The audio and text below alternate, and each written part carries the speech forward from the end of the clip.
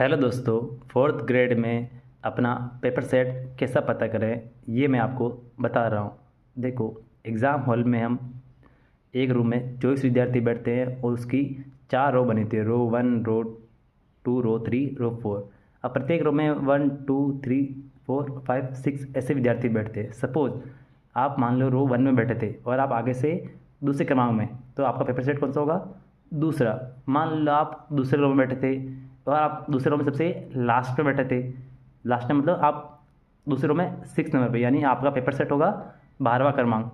इसी तरह आप रो 3 में मान लो आगे, आप रो 3 में आगे से तीसरे क्रमांक पे बैठे थे तो आपका पेपर सेट होगा 15। इसी तरह मान लो आप रो 4 में सबसे आगे बैठे थे तो आपका पेपर सेट होगा 19। और आप अंत में बैठे थे 4th रो में तो आपका पेपर सेट होगा 24।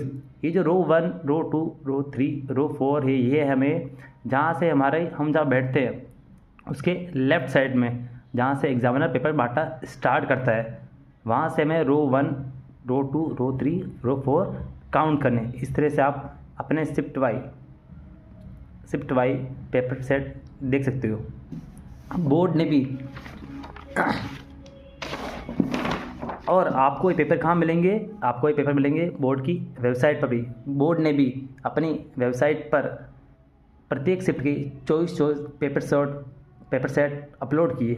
आपको एग्जैक्ट ना बताओ तो आप मान लो, जैसे मेरा पेपर सेट, मैं रो 2 में आगे से दूसरे नंबर पर बैठा था तो मेरा पेपर सेट 8 था, तो मैंने 8 और 9 दोनों को डाउनलोड करके देख लिया मॉर्निंग शिफ्ट 19 तारीख को, तो मुझे आइडिया लग गया कि मेरा पेपर सेट कौन सा है। तो उस अकॉर्डिंग मैंने अपने आंसर मिलाए। तो मैंने क्या किया, सबसे पहले जो बोर्ड की वेबसाइट से एक तो 19 तारीख का पेपर सेट 19 डाउनलोड किया। दूसरा मैंने एक बोर्ड की वेबसाइट से 19 तारीख का जो मास्टर पेपर है वो डाउनलोड किया और मास्टर पेपर की आंसर की।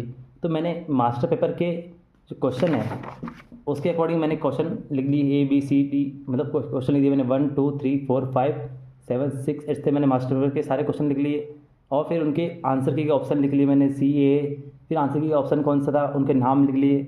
अब मैंने क्या किया, अपनी आंसर की ली और अपने आंसर की में जो मेरा पहला क्वेश्चन A था और मेरा पेपर सेट था 8, तो मैंने पेपर सेट 8 का क्वेश्चन पढ़ा कि उसमें जो क्वेश्चन है उसका जो आंसर है वो मेरे इन में से कौन सा आंसर हो सकता है। तो मैंने यहाँ पर ढूंढ के टिक की। इस तरह मैंने अपने आंसर चेक किए। तो आप भी अपने आंसर इस तरह चेक कर सकते हो। मुश्किल से आपको हार्डली 1.5 से 1 से 1.5 घंटा लगेगा। Thank you.